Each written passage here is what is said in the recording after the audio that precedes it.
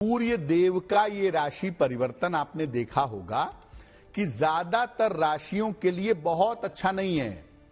मेष के लिए अच्छा है, वृषभ के लिए अच्छा है, कन्या के लिए अच्छा है और धनु के लिए अच्छा है। बाकी राशियों के लिए बिल्कुल अच्छा नहीं है। और कर्क राशि के लिए, मकर राशि के लिए, कुंभ राशि के लिए विशेष नकारात्मक है। तो अगर सूर्य का ये राशि परिवर्तन आपके लिए विशेष नकारात्मक है तो आप क्या उपाय करेंगे ताकि आने वाले समय में सूर्य के इस राशि परिवर्तन का आपके ऊपर नकारात्मक प्रभाव न पड़े।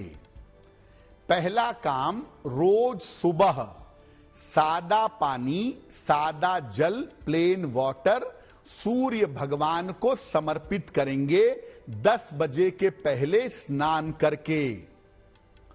दूसरा काम करेंगे, सूर्य देव का मंत्र है ओम आदित्याय नमः। ओम आदित्याय नमः इस मंत्र का रोज सुबह और रोज शाम को 108 बार जप करेंगे। तीसरा काम करेंगे, हर शनिवार की शाम को पीपल के वृक्ष के नीचे सरसों के तेल का दीपक जलाएंगे। ये 3 काम निरंतर अगले 1 महीने तक करते रहिएगा। इन कार्यों को करने से सूर्य के राशि परिवर्तन का बहुत ज्यादा नकारात्मक प्रभाव आपके ऊपर नहीं पड़ेगा। एक बात और है, काले रंग का और लाल रंग का कॉम्बिनेशन का कपड़ा इस समय मत पहनिएगा। सूर्य शनि एक साथ कुंभ राशि में, मंगल नजदीक में मकर राशि में, फायर की मात्रा जबरदस्त है। तो ब्लैक एंड रेड का कॉम्बिनेशन का कपड़ा, गाड़ी, ये सब इस समय प्रयोग करने से बचिएगा, क्योंकि इसका प्रयोग करने से आप दुर्घटना के या स्वास्थ्य की समस्या के शिकार हो सकते हैं। ये तो रही पूरी बात सूर्य देव के राशि परिवर्तन की। अब बात करते हैं वसंत पंचमी की।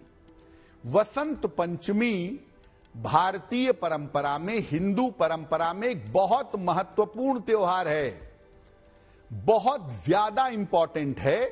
और इस त्योहार की महिमा क्या है, इसके पीछे का विज्ञान क्या है, साइकोलॉजी क्या है, आइए समझते हैं।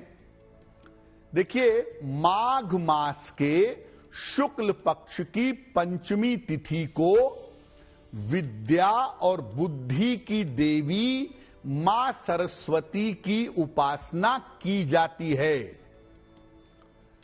हम अपने परंपराओं में जितने भी गुण हैं, जितनी भी विभूतियां हैं, उन विभूतियों को देवी देवताओं से संबंध रख करके उन विभूतियों को प्राप्त करने की कामना करते हैं।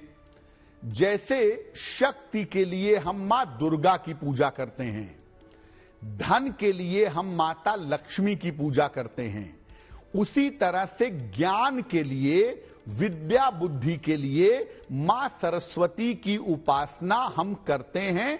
वैसे तो रोज करते हैं, लेकिन वर्ष में एक दिन वसंत पंचमी उनको समर्पित है जब माता सरस्वती की उपासना की जाती है।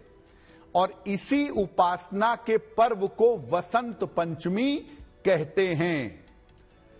साल भर के कुछ विशेष शुभ काल होने की वजह से इसको अबूझ मुहूर्त भी कहा जाता है।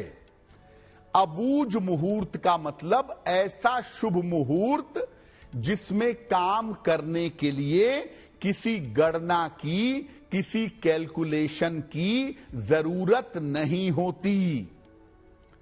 अबूझ मुहूर्त कहते हैं इसमें विवाह, निर्माण और अन्य शुभ कार्य किए जा सकते हैं। आपको कोई मुहूर्त शादी का नहीं मिल रहा है, कोई मुहूर्त गृह प्रवेश का, गृह निर्माण का नहीं मिल रहा है, आंख मूंद करके लग्न शुद्धि कर लीजिए और वसंत पंचमी पर शुभ कार्य कर लीजिए, सफल होगा। वसंत पंचमी पर बिना पंचांग और बिना मुहूर्त देखे हुए भी आप शुभ काम कर सकते हैं। अब आपके मन में एक प्रश्न पैदा होता होगा कि वसंत के महीने में ही हम ज्ञान की पूजा क्यों, बुद्धि की प्राप्ति क्यों? देखिए, वसंत जो है ना, वो उन्माद जन्य है। वसंत के महीने में मन के चंचल होने की संभावना सर्वाधिक होती है।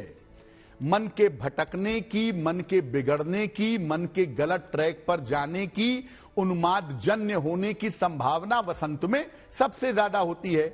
तो आचार्यों ने कहा कि मन ना भटके, मन चंचल ना हो, इसके लिए वसंत में ज्ञान की पूजा करो, देवी की पूजा करो, बुद्धि की प्राप्ति करो, ताकि मन नियंत्रण में बना रहे। इसीलिए ऋतुओं के इस संधि काल में ज्ञान और विज्ञान दोनों का वरदान आप वसंत पंचमी में प्राप्त कर सकते हैं। इसके अलावा वसंत पंचमी पर संगीत, कला, अध्यात्म का आशीर्वाद भी आपको मिल सकता है। अगर कुंडली में विद्या बुद्धि का योग नहीं है या शिक्षा में बाधा का योग है, तो इस दिन विशेष पूजा करके उसको ठीक किया जा सकता है। आप बड़ी मेहनत कर रहे हैं लेकिन पढ़ाई में सही परफॉर्म नहीं कर पा रहे हैं, आप बहुत प्रयास कर रहे हैं लेकिन आपकी पढ़ाई रुक जा रही है बार बार, या आप पढ़ना ही नहीं चाहते, आपका मन पढ़ाई में नहीं लगता, आपका मन भटकता रहता है, इन तमाम समस्याओं के लिए वसंत पंचमी पर विशेष पूजा करके आप इसको ठीक कर सकते हैं। और इस बार वसंत पंचमी का पर्व 14 फरवरी को है, यानी 14 फरवरी को प्रातः काल या संध्या काल या शुभ मुहूर्त में हम माता सरस्वती की पूजा करेंगे और उनसे ज्ञान का, विद्या का और बुद्धि का वरदान प्राप्त करेंगे।